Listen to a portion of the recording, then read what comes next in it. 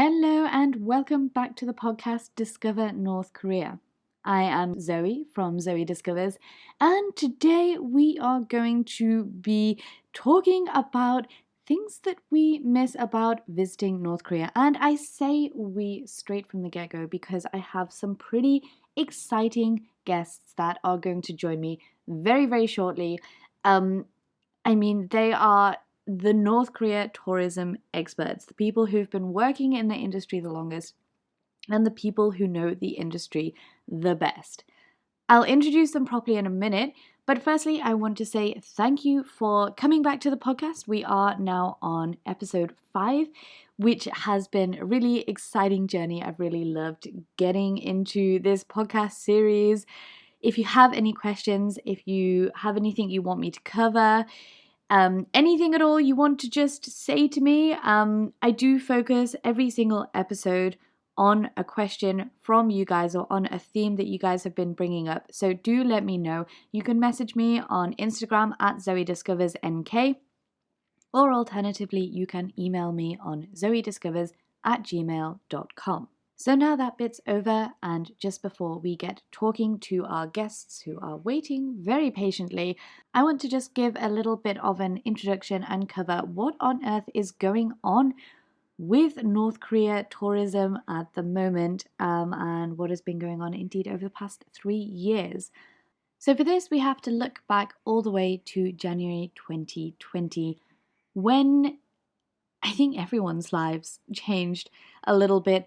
The word COVID-19 came into our vocabulary for the first time, and a lot of lives were turned upside down. In January 2020, however, it didn't seem like it would be such a big deal. I don't know if anyone remembers that far back. We all thought it might blow over in a couple of weeks, and that is certainly how I felt when I was actually outside of China.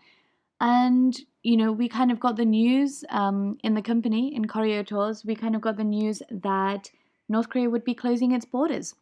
Actually, I remember exactly what I was doing and exactly where I was when I heard this news, because it had a massive impact on me. But I didn't know how much of an impact it would have on me.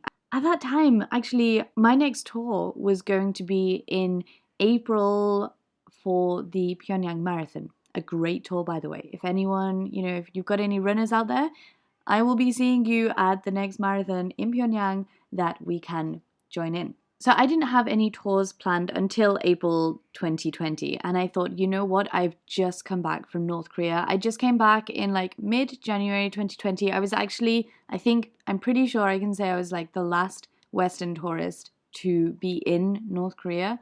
And until January 2020, I had been going very, very frequently. I had been going at least once a month, sometimes twice a month, and sometimes for a very, very long time. In August and September time, I was there for a month. So I had been spending a lot of time in North Korea over the past 6 months especially. And summertime and then going into winter is still a very, very busy period. But then from January to April, it's more chilled in terms of North Korea tourism. There isn't a lot going on. So when I first heard this information that North Korea was closing, obviously I was shocked and really sad, and my job was on hold. But then also you have to worry about the North Koreans in the country, the North Koreans that you work with. I was sad that I wouldn't be able to speak to them or see them for a while, and also back in January 2020, we had no idea what was going on. It was kind of a scary time for everyone, right? And notably, no less of a scary time, it should be noted, for those North Koreans who have been stuck abroad and unable to get home for the past 3 years, as we will be discussing later in this podcast.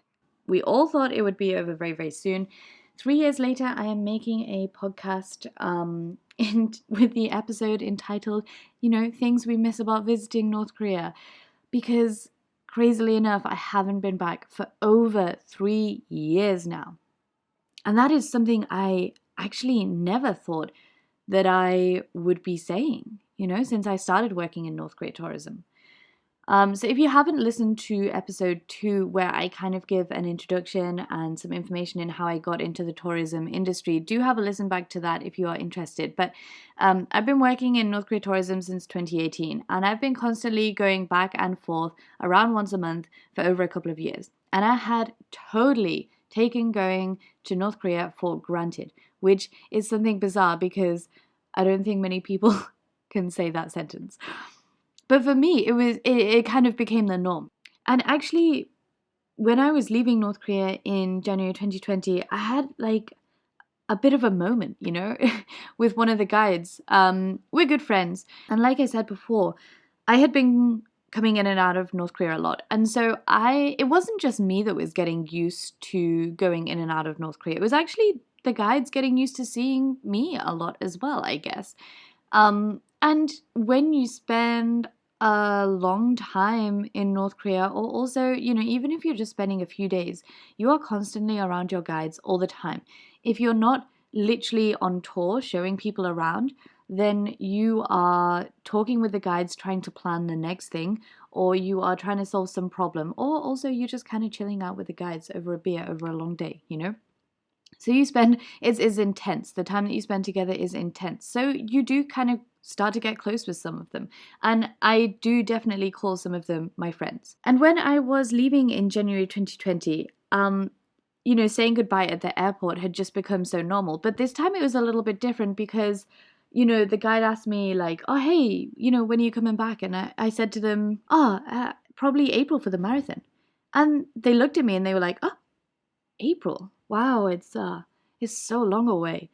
And I was like, oh yeah, gosh, I suppose it is. And I look back at that conversation, and it's been 3 years now, and I have no idea if I will ever see that guide again. I don't know if they're still working at the company or maybe they've moved on. I don't have no idea what they're up to. For those who want to like a little bit of context, actually, North Korea has no internet. It has an intranet. And I do cover North Korean internet in a different episode. But what I'm saying is there is no possibility for me to just, pick up my phone to send them a WhatsApp, to send them a message, to stalk them on Instagram and stuff. There is no possibility for me to do that with the North Korean guides. The only time that I get to speak with them, to get to catch up with them, is when I am in North Korea.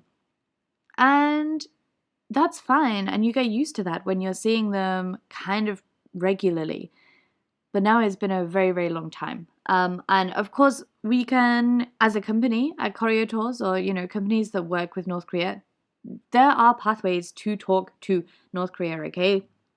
You can call them, you can email them, stuff like that. But that is strictly for business. I can't pick up the phone and be like, hey, Kim, how's it going? But again, with North Korea being closed off, me not being able to contact the North Koreans is much less of an issue than North Koreans who are stuck abroad and have been since the start of COVID, unable to contact their friends and their relatives. The North Koreans, even though they mean a lot to me, I genuinely, care about them, to suddenly have lost complete contact with them these past few years has been something that I never expected to experience. But that's just me, actually. North Korea closing is no new thing for our guests who are longtime North Korea experts and have a lot more experience than me. So, without further ado, let me introduce you to this week's guests. These guests are pretty big names in the North Korea industry. You might have heard them before, but I hope with this kind of informal chat to be able to provide everyone, all the listeners, all of you guys out there, with an opportunity to hear some different points of view from them, okay? Some like different things that, your normal interview might not cover. We talk about our experiences and get pretty deep and personal, reminiscing about our time working in the DPRK. And as a side note, to cover the terminology you might not be familiar with, the DPRK stands for Democratic People's Republic of Korea and is the official way to refer to North Korea. We also chat about KITC, Korea International Travel Company, our partners in North Korea. First up, we have Nick Bonner. He is the Choreo Tour's founder and CEO, a complete mastermind and very well known within the North Korea tourism and expat world. He has been working in North Korea tourism since before I was even born, and I'm not sure for how much longer I can say I'm under 30. And has also co-produced documentaries, films, and written books on the DPRK. Next up, we have Simon, no less of a mastermind and the general manager of Choreo Tours. Again, another big name in the world of North Korea. He's been to North Korea more than any other Westerner ever, probably. He's been there like 100 times in the past 10 years or so, and when he's not tour leading in North Korea, he's dealing with the behind the scenes, less fun and almost certainly more stressful side of things, working with our North Korean partners and attempting to find new cool places to visit, new cool things to do in North Korea. For example, cycle tours and train journeys across the whole of the country. And lastly, but certainly not least, we have Greg, the Choreo Tour's North Korea tour manager and a good colleague and friend of mine who also appears in a few of my YouTube videos. You may have seen him around. His expertise lie in the Korean language, and he's also a big aviation fanatic. His meticulous planning and close attention to detail means that everyone's tours run smoothly, well, as smooth as possible in the DPRK. And I am very excited to have these three North Korean experts here with me on the show today to chat all about North Korea, our experiences in North Korea. Let's give it a go. So just to introduce yourselves quickly, guys, can I have your names and your favorite Korean food? Yeah, I'm Simon Cockrell, and my favorite Korean food would be Pyongyang-style cold noodles. A popular choice. Nick? Sorry, I'm trying to think. Yeah, that's really unfortunate.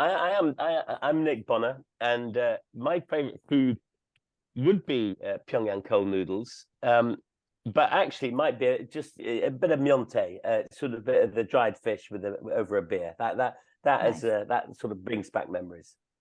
Two people can have the same favorite foods, you know. Yeah, I think it just makes you a man of the people. Well, I'll say it again. Yeah. What you like Okay, is I'll a do it popular again. choice. Okay, I'll do it again. Here we go. I'm Nick Bonner, and my favorite food is a little bit of a snack. It's just a bit of dried fish, a bit of myeontae with a beer, speaking with friends. Beautiful. And Greg, how about you? Introduce yourself and your favorite food. Yeah, I'm Greg Vaczi, and since I'm not allowed to have my favorite food, my second favorite food is the fish course from Wonsan Seafood Restaurant. Ooh, nice one. You're getting me hungry now. Good to have everyone together. It's been a long time since we were all in the same virtual room, and even longer since we were all in the same room. Well, not that long ago, actually, because we met in March. That's true. Yeah, we saw each other in March, Greg. And Nick and Simon, what have you guys been up to? Where are you in the world at the moment? I'm in the UK at the moment, staying with family and catching up with, friends and family and things that are going on here, plus the lovely weather. It's nice and rainy today. Simon had a baby in February, for those who've missed out. So he's January. January. January. Should have been Feb. It was a bit earlier. Yeah.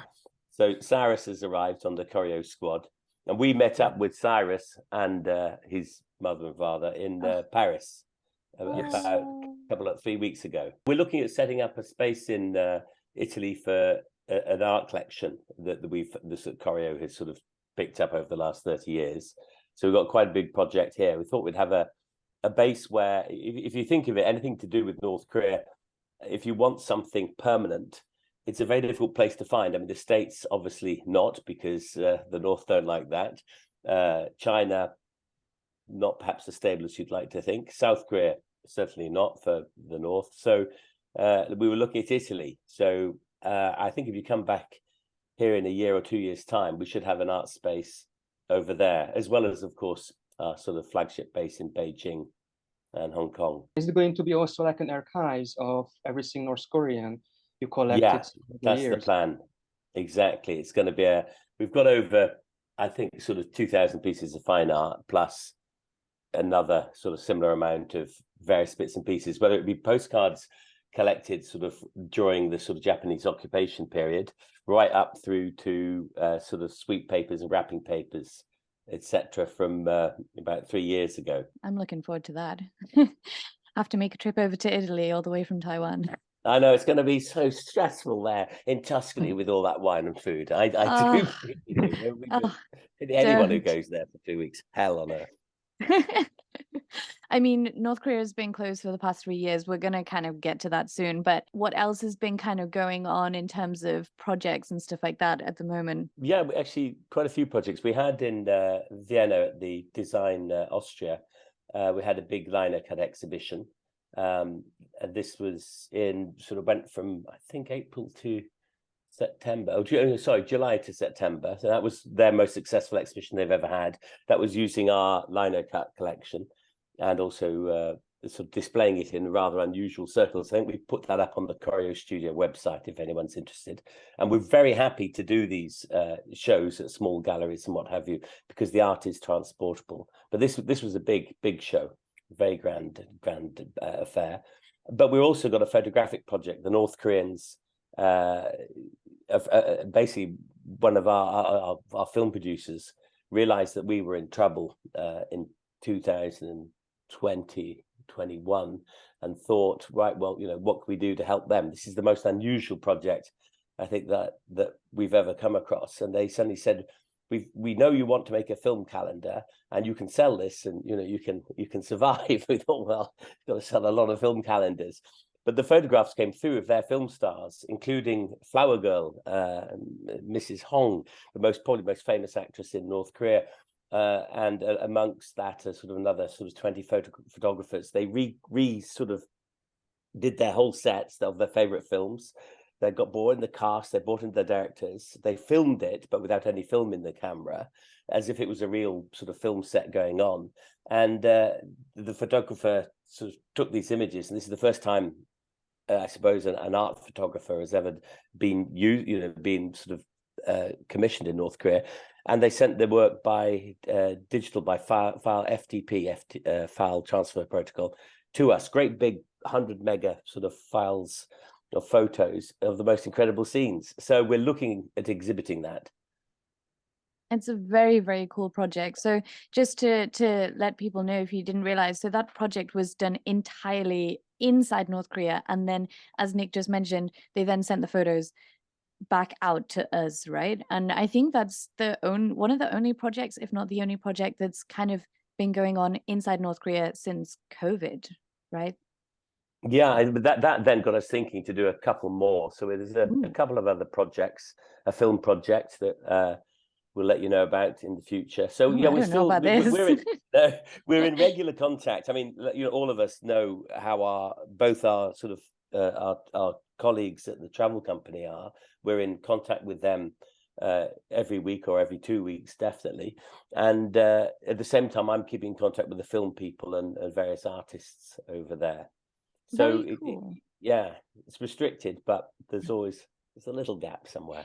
Yeah, right. And if anyone wants to read up on more of Choreo Studio's projects, you can hit the website, which is choreostudio.com. I'll put it in the notes for this podcast, and also hit them up on Instagram as well at Choreo Studio, and Facebook. Greg, anything that's been going on with you at the moment? Well, this year we had a Korea tour, not a North Korea, but a South Korea tour. In cooperations with one of the biggest websites about North Korea. So basically last year, that person reached out to Simon talking about his experience traveling in South Korea during the pandemic, because he's Seoul-based and obviously wasn't able to leave the country. So he decided to visit places along the border with the North. And then he realized the potential in it and how much more you can learn about North Korea than he believed. So they had a chat with Simon, and I happened to be in South Korea studying or trying to study the Korean language at SNU, so National University. And we met up and we put together this amazing tour, which I can say that as a new tour, it's been one of the most successful tours I ever had. Also, in terms of numbers, for a very new, very specific tour, it was a quite big group, almost as big as a group tour would have been for the national holiday in North Korea. And we had a very good pool of people from embassy workers to photojournalists and just laymen who traveled with us before. And we traveled from the West Coast to the East Coast, or actually the other way around, visiting various observation decks. Actually, we had visited so many observation decks that when a local guide told the bus driver, okay, that now we're going to this observatory, and they're like, what? How many more? And we counted, we visited around 10 observatories along the border. But they all have their own character and different character. And also, I think we found the concrete wall in South Korea. Oh, can you give a bit of context for this famous concrete wall that doesn't exist? Yes, sure. Or it does, or it doesn't exist as the North Koreans put it, but there is definitely something there. So basically, in the north, you can go to a place called the Concrete Wall. It's around like a 40 minutes drive from Kaesong all the way into the DMZ area. And actually, it's one of my most favorite drives because it really shows you rural North Korea. And it's one of the poorest parts of the country. But anyways, so you drive up to the observation post, where a military officer and a conscript is waiting for you with all the binoculars. First, they show you on a map what this concrete wall is, and how the Park Chung-hee administration in the 1970s wanted to, solidify division by building this concrete wall, which is basically the tank trap on the southern side. But the southern side has always denied the existence of it. And then we went to the White Horse Memorial near Chorwon in the south, which is around the middle of the peninsula along the DMZ. And that's also one of the bloodiest battles took place during the Korean War. And one of the tourists who has already been to the DPRK with us, and we were constantly talking about this concrete wall because it's an experience of everyone who has been to the north and the south, and the two narratives. And then he suddenly just pointed me towards the mountain that, like, isn't that the concrete wall?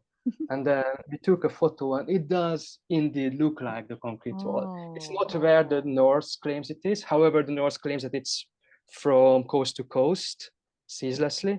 But there is something which definitely looks like the concrete wall, even though it's not the one we are looking at from the northern part.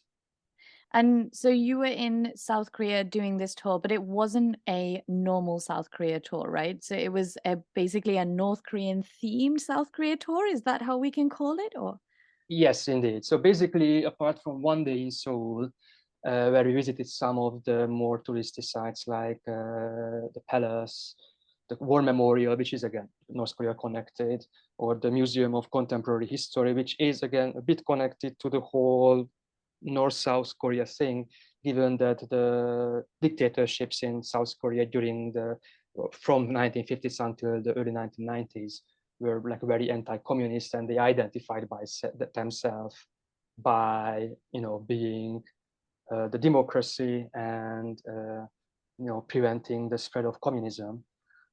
It was a North Korea focused tour, yes. We also had a couple of experts on tour. I think I can mention the name of Professor Lankov, who is, I believe, the best known and probably the best North Korea scholar of our time. So just wait until I mature. Then we'll have a new one. And it was so successful that it's going to happen again? That is the plan, yes. Excellent. Okay. So despite the fact that North Korea borders are closed, we're still keeping very busy with international tours. I think Simon has also done some international tours, or will be doing some international tours. Well, that's the intention, yeah. So some of the other countries that we run tours to are open, and some are maybe soon to open. So we've been planning some Central Asia tours for next year. Bless you. And we're highly confident that tours to Kazakhstan will go ahead, and we're somewhat confident that tours to Turkmenistan will go ahead. So there are some positive signs within Turkmenistan that it will open again next year, but exactly when is hard to say. So It's not 100% confirmed or even 50% confirmed just yet, but that's very much a work in progress. But Kazakhstan is open. It is possible to visit there. And so we're expecting our tours there to go ahead in 2023. We also had some Mongolia tour this year, right? Yeah, we did. We also had some Mongolia tours from Rich. Did we do one or two? I can't remember. I think there were 2 Mongolia tours, and also Rich has been working on the tours in Tajikistan as well, because it is also possible to go there.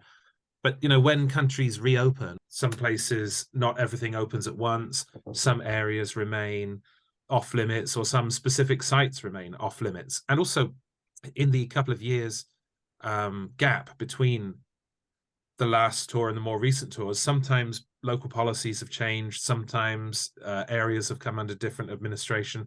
So it's not that we have to start from scratch, but that there are cases where things have to be sort of rethought, redesigned, and so on. Okay, so North Korea might be closed, but we are still doing and keeping very busy, doing lots of international tours. If people are interested in those, they can hit up the website, choreogroup.com, and also check out our Instagram and keep an eye out for things that are opening up as the world is slowly opening up.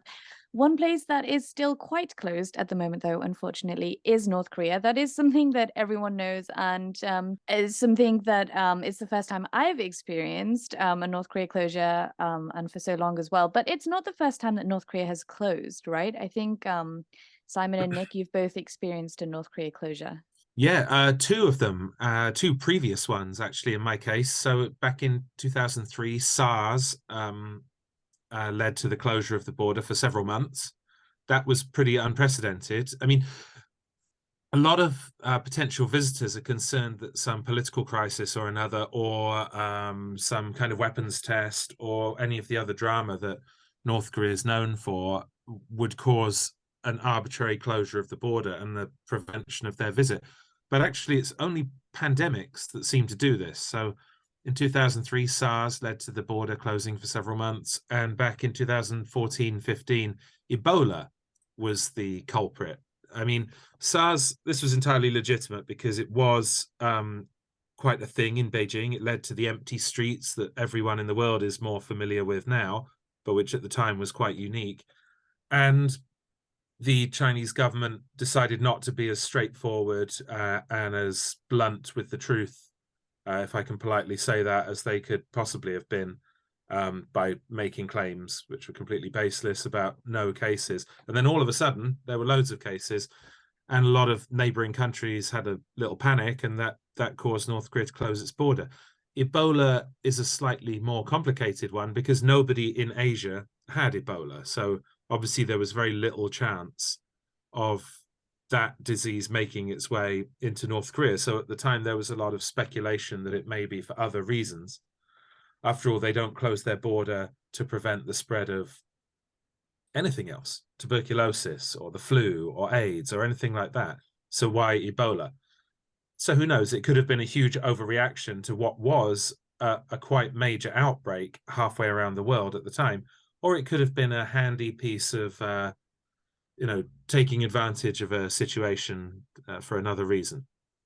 But when it comes to COVID, they jumped in pretty quick. It was in January of 2020 that they decided to close, ahead of almost anyone else reacting. I mean, I'm not going to claim that they were particularly responsible or to be admired, but leaders of a lot of the rest of the world were at the time saying it's a cold and it'll be fine, this will be past, drink some bleach, that kind of thing. And the North Koreans were like, nah, this is really awful, and they closed the door tightly.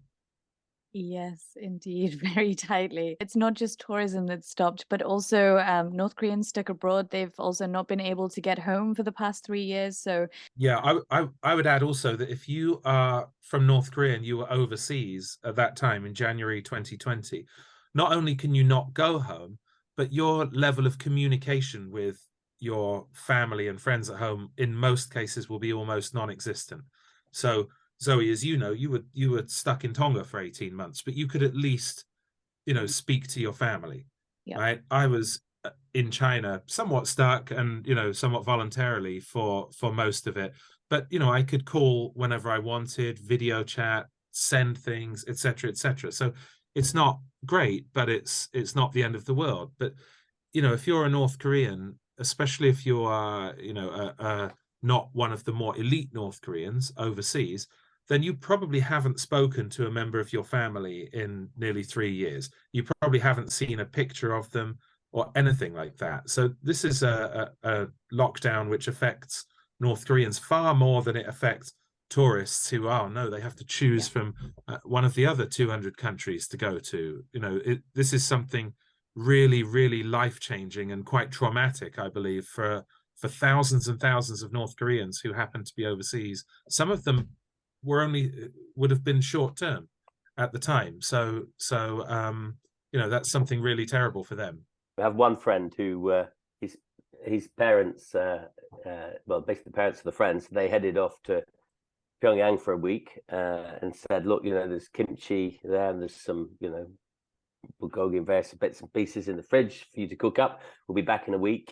And this 15-year-old kid has been basically without parents for 3 years. But what's lovely is the sort of the Korean community, the North Korean community where he lives, has sort of taken him on board, helped him with school and everything else like that. So it's quite nice to know that, the humanity there that sort of goes. But it is, absolutely, as someone points out, an absolute traumatic event, particularly if you're North Korean. Very important points that you guys brought up. So thank you very much for that. I don't know where to go from that. I'm very got so deep so quickly. So in terms of our personal experiences in North Korea, I kind of wanted to chat about things that we miss about North Korea and things that we miss about working there and going there often and, zipping in and out all the time and chatting with the guides and stuff like that. I was wondering if I could start off with the question of, if you could be sat anywhere in North Korea right now, under any circumstance, where and when would it be? Like, what are you doing? So, for example, me, I'm sat in the Yanggakdo, the old one before the renovation. I'm in the bar after a successful day and happy customers, and we're having a meeting. But now we've stopped the meeting because now we're just drinking and having fun with the guides and just kind of chilling. And we're having weird conversations at the Yanggakdo bar, drinking the weird cocktails and stuff. Maybe some Telpi as well. Where are we for you guys? I think I'd probably be in the same place, sat with you, actually, because I was going to say something very similar. Or I was going to say I'd be at the KITC headquarters trying to catch up with everyone all at once. But I think... I'd love to say somewhere, really more obscure. I'd be on the top of the Ryugyong Hotel, or I'd be in a remote part of Jagang province or something. But I think realistically, especially if we're imagining something remotely possible, I think first you'd have to pick Pyongyang.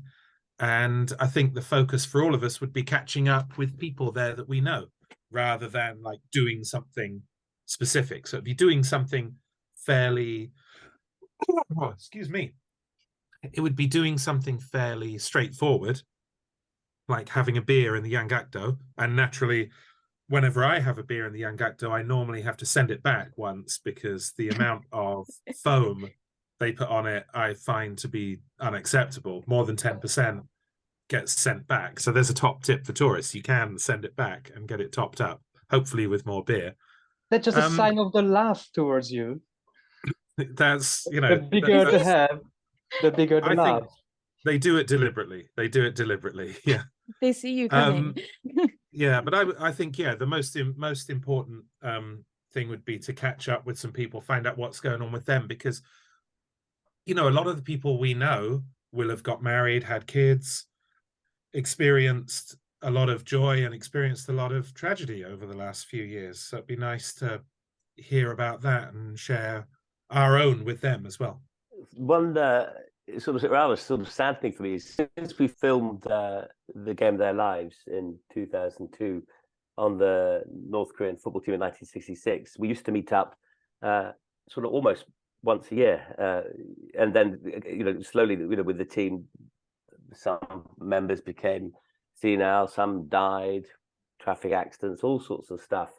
And so this will probably be, the last time I was around, there's Pak Duik and a few others, but they were, dying. And this hiatus, this sort of 3-year gap is really very, very dramatic. I mean, not only does it mean that, so that's sad on a personal note with those friends, because we were very close. We were very lucky to get to know this team, because of course not only did we film them, and the story of their incredible match against Italy, the greatest shock in World Cup history, but we also took them back. We got again, one of them had a rather soju. Again, as Sam points out, and as you point out, alcohol is part of the Korean way of life, and that's where you sort of solidify your friendships. And we ended up taking the team over after a picnic in Moranbah Park. We agreed to take the team back to Middlesbrough, the scene of their triumph in 1966. And that really did blossom into a great relationship. But now, time has moved on. And also, just another thing is that a couple of friends who on the travel side, they're now sort of gone over 65 years old, and that's retirement. So once you're in retirement, it's very difficult then to get to see your foreign friends. So it'll be interesting to see who we can meet, what the situation will be when eventually we do get back. Yeah, and I have the same fear as everyone else, that because some of my closest friends were females in their mid-20s, which is near marriage age. And most of the time after marriage, they leave KITC and become housewives. Although it did happen with some guides, female guides, who got married, left KITC, and just returned before the pandemic, actually. Even some people started their business and then came back to KITC. So I didn't give up the hope that I will be able to meet with some of my friends who are most probably not members of the KITC anymore. But also, there are coincidences when you happen to be at the department store when they are going for a shopping. So maybe I want to find myself in a Kwambok department store food court, slurping their cold noodle there and cheap beer, and running into my friends who are not members of KITC anymore. Or if it's a warmer day, then the food court just outside Kwambok department store with the meat skewers and stuff. That's a wonderful thing that Greg brings up, because again, we all know what the system of North Korea is like, but this idea that a coincidental run into a friend can happen, it's great, and it's slightly more coincidence. So it just shows that you build up relationships and trust, then magical things can happen. Definitely, yeah, and very, very good point to bring up. It is bizarre, like when you're going in and out of North Korea so many times, that you can run into people accidentally or kind of not accidentally when you're out and about. But man, when Greg mentioned the kwambok, it really makes me want to eat Greg, you know what I mean, the imjobap. Imjobap. Yeah. This spicy food that you only get in North Korea, like a rice thing wrapped in tofu, very spicy, very good. It's more like tofu skin. I think the story behind, sorry to interrupt, the story behind it, that it was developed during the Ordos March. Yeah. So the difficult years in the 1990s when they had nothing much to eat. Yeah. And the bean paste, so there is this big jar for the bean paste, and they made this tofu skin from the remaining bean paste from that jar, and then somehow miraculously been able to fill up with rice and then put some gochujang, red pepper paste on top. And yeah, so it was something they ate during the Great Famine, but then it became a very popular street food. Actually, it's so popular that now they have a model of it on show in one of the observatories in South Korea. Oh, wow. And they talk about life in North Korea and North Korean foods, and there is like a model kind of thing. Wow. Okay. Yeah, but it's still, as far as I'm aware, I mean, Greg, you've spent some time in South Korea, but I presume it is not available in the South and only in the North, right? Oh, yeah, that's correct. Yeah. So we've been chatting a lot about, you know, people in North Korea and getting kind of on a personal level. So one thing that I've been really loving recently doing on social media, I've been doing a lot of like posting conversations that I've had with like North Koreans. We all know that sometimes the North Koreans can be quite naive with some of the things that they say, or sometimes, you know, they just have a different culture. So some of the things that they say can come across as, you know, ridiculously funny or just simply ridiculous. So I'm wondering, maybe you guys could give an example of one conversation that sticks out. I know for Nick and Sam it's probably quite difficult with, you know, literally over 10 years of working there.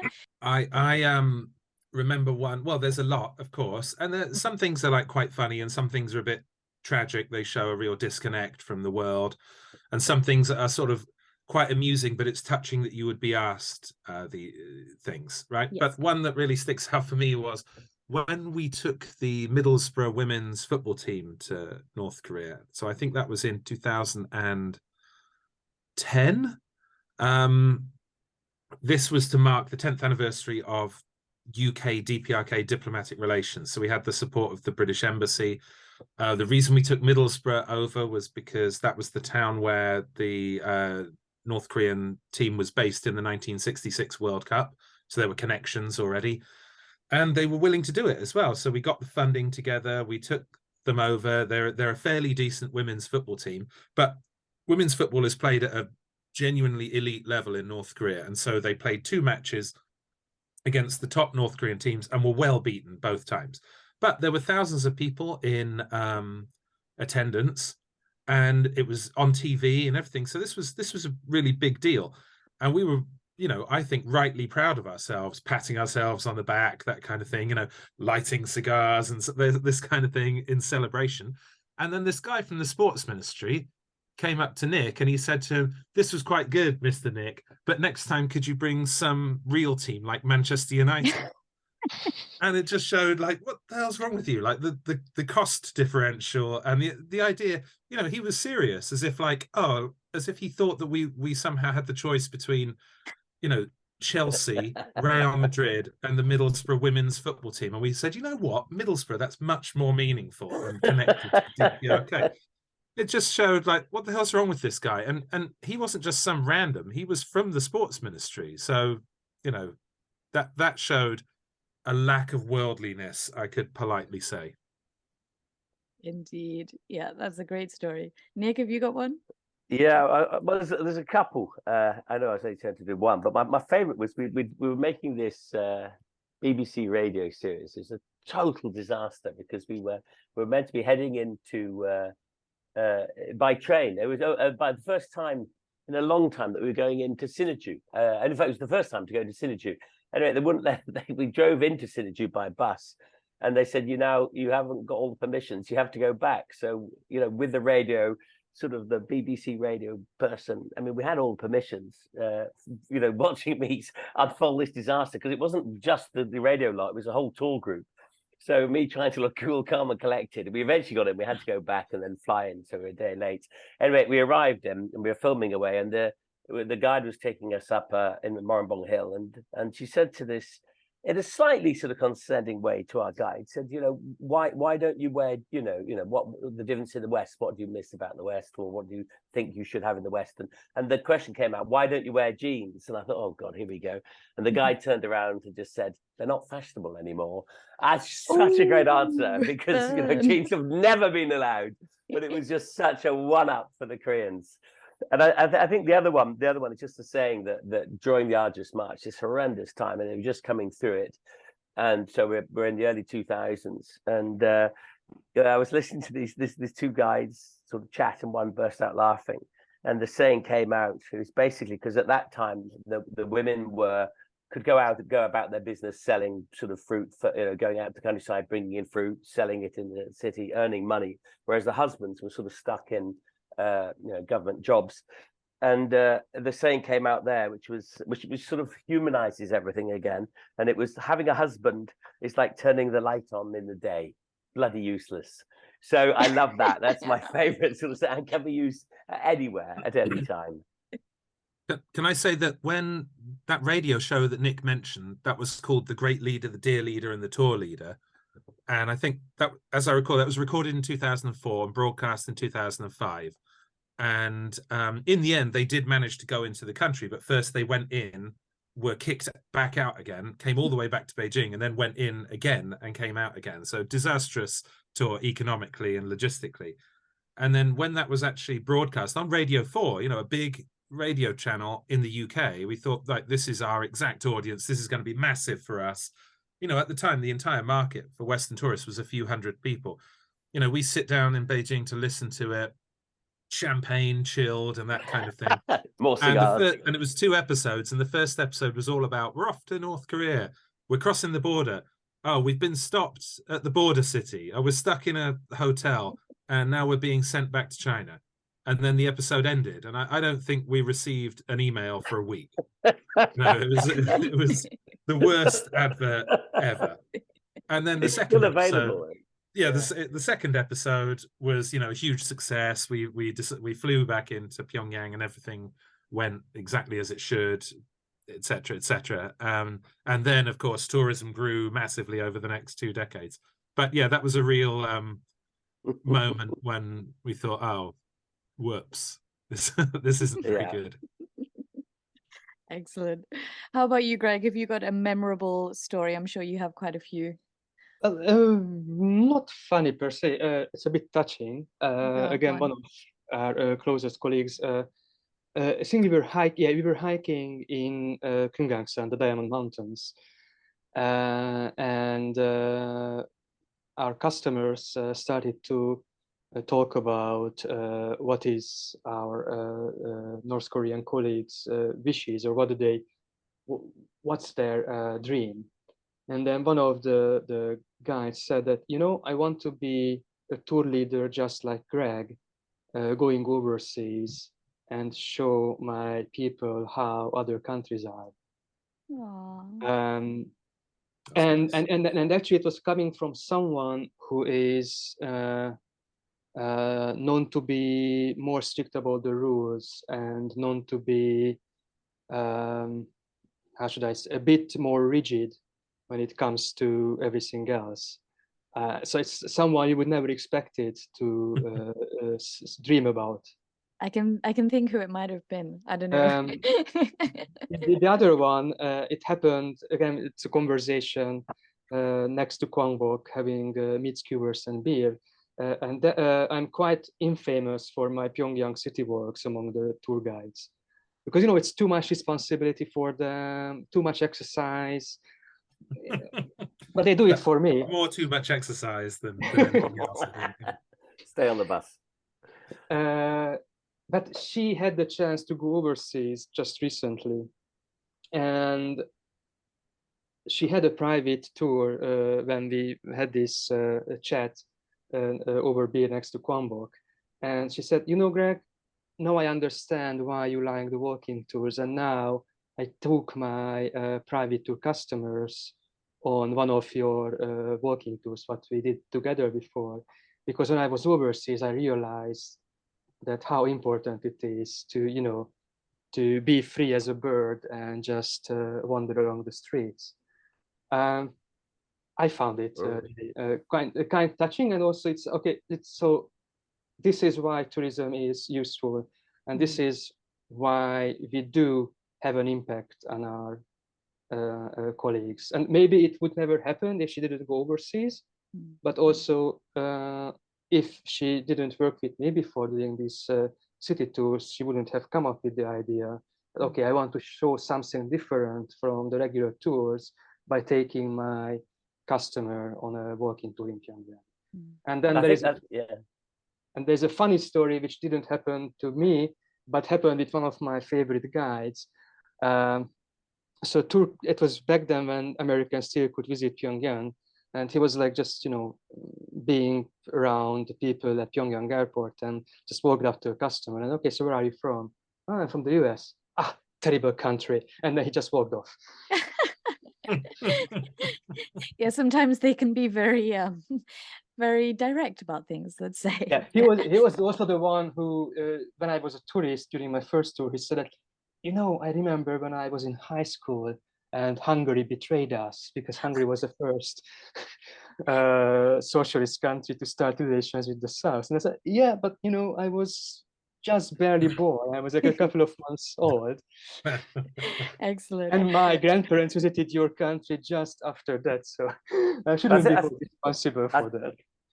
I think what Greg sort of brings up, and what we all know, is that we're such a small pool of people going into, a rather large country, but the people that we have contact with is relatively small, and that's where serendipity sort of comes in, and why I suppose that we have now over 30 years seen the value of engagement, because we see it, how it's impacted individuals, how it's helped us make these films that we've made, how it's helped us with projects from all sorts of things. It's this human contact, but by meeting people, you create opportunities. And I suppose that there's a lot of wishy-washy. You can say it's all sort of Hollywood sort of stuff that you're thinking you're helping the country, but actually, over this long period that we've been running tours, we have seen the benefits. We're actually sort of proof of those benefits in the projects that we've done.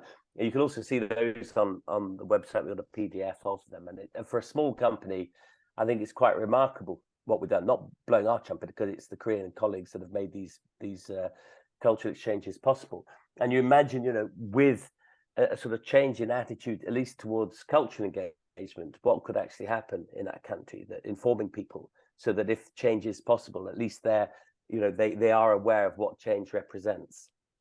Definitely. That's a really great point. Thanks for that, Nick. And also, just in terms of what Greg was saying as well, it reminds me of how I kind of view our jobs a lot of the time when we're kind of tour leading in North Korea.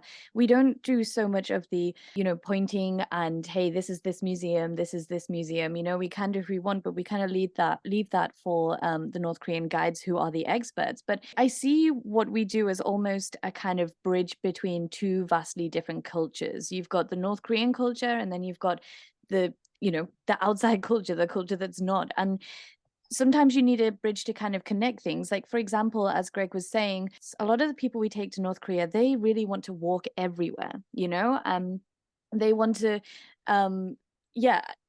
And for the North Koreans, they're very confused by this, because in their opinion, they have offered this amazing service of this very luxury bus that's very nice. In the winter, it's got heating, and in the summer, it's got air conditioning, and it takes you everywhere from A to B, and it's very fast. It's a very big, convenient thing. So for the North Koreans, it's very confusing.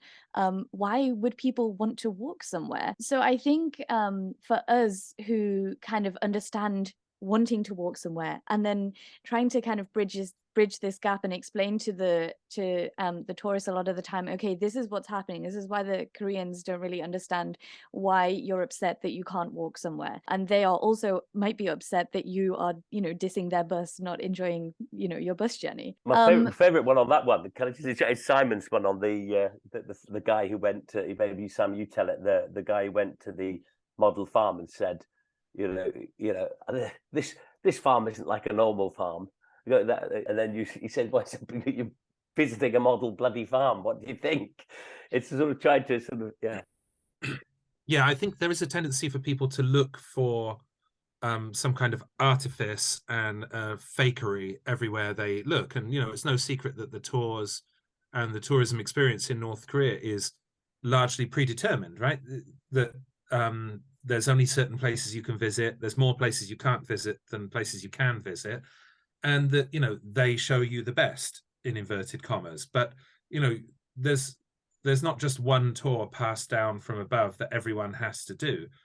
But yeah, if you want to visit a farm, it's going to be one of the farms that you're allowed to visit. And they tend to be the better ones, even though a lot of them are not actually particularly that good.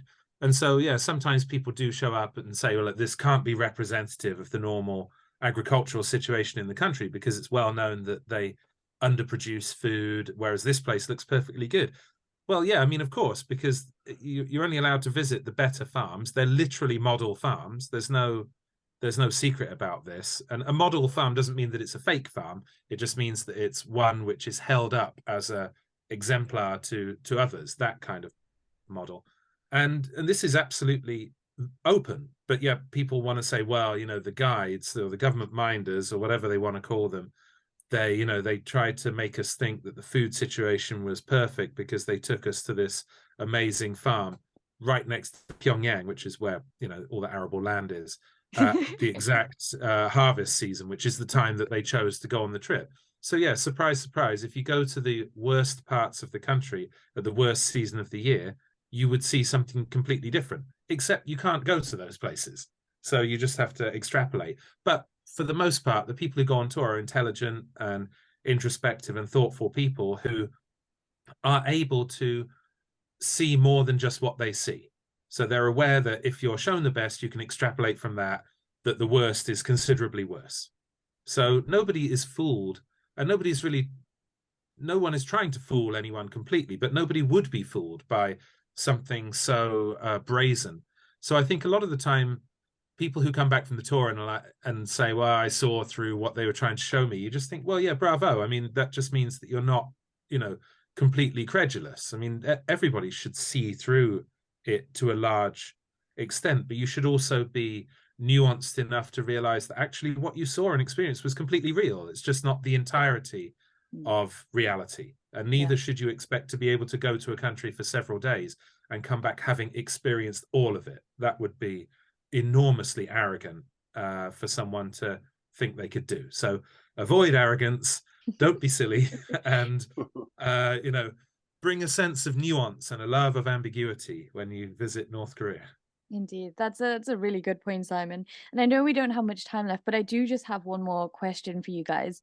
So I know Choreo Tours does a lot of cultural engagement that we've kind of talked about so far, and also goes a long way in opening out the country to some certain extent. So I was wondering if you could open out or visit one thing that's currently not open to foreigners, what or where would it be? Well, having been to the Ryugyong Hotel. No, I can't believe he brings that up.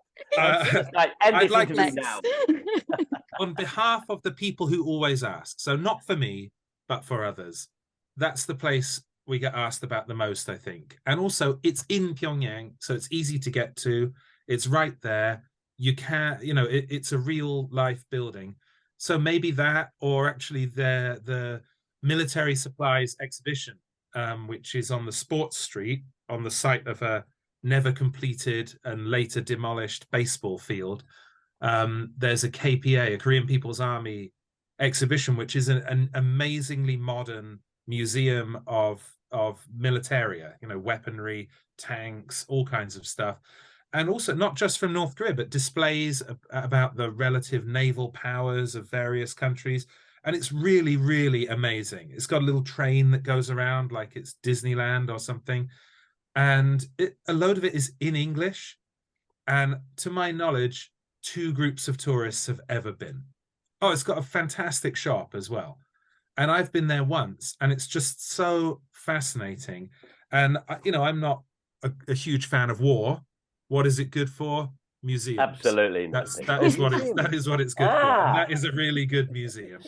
And anywhere else in the world, this would be an absolute must see. But yet, only a dozen tourists have ever been there. But it's right there, it's ready, and I think that would be an absolute simple addition to any tour. And I would hope that when the country reopens, that's actually something that will be back on. Excellent answer. And for those that don't know, the Ryugyong Hotel that Simon mentioned is that big, massive, triangular-shaped hotel that towers above Pyongyang, that you probably will have seen in pictures. How many stories is it? 105, they say. The top floor is the 99th, so you have to work that out. I believe there was a fascinating YouTube broadcast about it by a young lady called Zoe Discovers quite recently. Oh, amazing. Nice little plug there. Thank you very much, Simon. Yeah, I do have a video on that where I actually interview Simon about his actual visit to the Ryugyong Hotel. So yeah, you can check that out. Nick, where would be your place? It would be the fine art university. So where basically all the artists, the top artists go, and then after sort of a 3-year degree, or if they go on to a post-grad, they go out to the various studios. Because fascination in socialist realism art, it's an academic style of art. It's art in North Korea is for the party. It's not art for art's sake. It's a place where Damien Hirst could probably get some good lessons on actually how to paint himself rather than have everybody else do it for him. Yeah, I'm fascinated with North Korean art, and that'll be my place to go. Excellent. How about you, Greg? Where are we going? Maybe the Choshin Reservoir with Americans. Oh, good choice. Okay, can we have some context for this? Yeah, so I'm not sure with whom, but I had a conversation about it. One of our customers who came to the South Korean tour, who has some experience with North Korea, and we constantly, because maybe it was in the War Memorial in Seoul, and the Choshin Reservoir is where basically the American army was crashed by the Chinese Volunteers Army and pushed all the way to Hamhung, and they had to evacuate. And a massive amount of Americans died there, and it's still their resting place. So for many Americans, it would be very important to visit that place, mainly for the family of those who deceased there, or those who lived through the hell, and like those who passed on these stories to their families. So if we are talking about like cultural engagements or engagements between cultures and nations, I think it would be a huge gesture from the DPRK government towards Americans whose family members were involved in this tragedy, to be there, pay their respects to their family members' memories. And I think it would be like a very moving experience from both sides. Wow, thanks for that suggestion, Greg. That's very interesting. It's actually where Jesse Brown, the black pilot, was shot down, and this is the subject of that film, a rather sort of Hollywood style film, Devotion.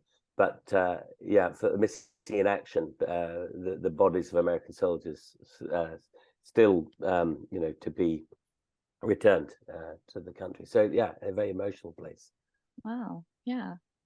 Great. Well, what a deep note to kind of end this conversation on. Thank you guys so much for joining me. Well, one of the first T-shirts we ever came up with was "See you in Pyongyang," which was immediately ripped off because they basically said we can't sell it in Pyongyang. So they then started. That was our first experience of being ripped off by North Korea. But that somehow became a kind of slogan of the DPRK travel industry, that they nationalized it, let's say. Nice one. Okay, guys, it has been absolutely beautiful catching up with all of you. We should definitely do this again sometime. Thank you so much for your time, and I guess see you in Pyongyang. Thanks, Zoe. Bye-bye. Bye, everyone. So once again, thank you all out there for tuning into the podcast. Thank you for all your questions that have been coming in. Keep them coming. zoediscovers@gmail.com, @zoediscoversnk on Instagram. Let me know any of your questions. A massive thank you to the guests that I had on today's podcast. And please remember to tune in next week, where we will be covering another one of your questions. Thank you very much, and bye-bye.